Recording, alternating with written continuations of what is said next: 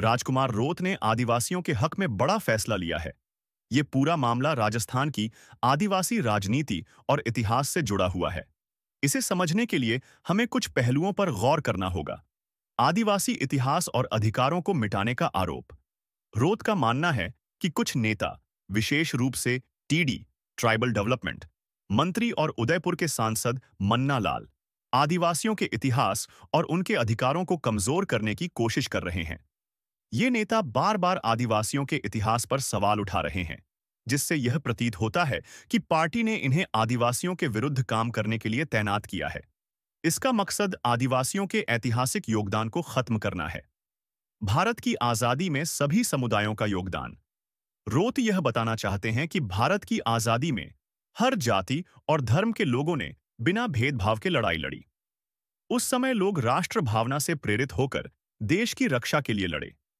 इस तर्क के माध्यम से वे आदिवासी समुदाय के योगदान को भी महत्वपूर्ण मानते हैं, जिसे आज की राजनीति में नकारा जा रहा है।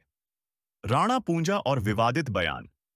रोत एक मंत्री के उस बयान का जिक्र करते हैं जिसमें कहा गया था कि राणा पूंजा आदिवासी नहीं थे, बल्कि सोलंकी राजपूत वंश से थे।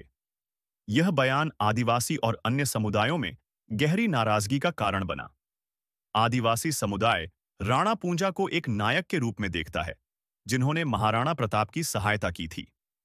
इस तरह के बयान आदिवासियों के इतिहास को मिटाने की एक साजिश के रूप में देखे जा रहे हैं।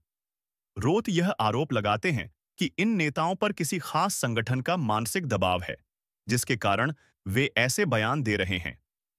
यह राजनीतिक चाल है, क्योंकि इन्हें वोट बैंक का डर है और वे अपनी स्थिति बनाए रखने के लिए आदिवासियों के इतिहास को बदलने की कोशिश कर रहे हैं।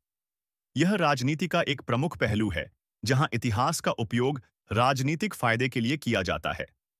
रोत जल जीवन मिशन योजना का उदाहरण देते हैं, जो केंद्र सरकार द्वारा हर घर तक नल से पानी पहुंचाने के लिए शुरू की गई थी। लेकिन आदिवासी इलाकों जैसे डूंगरपुर में यह योजना असफल रही है।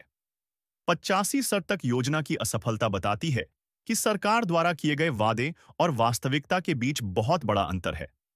आदिवासी क्षेत्र में इस योजना की विफलता सरकार की नीति और क्रियान्वयन पर सवाल उठाती है।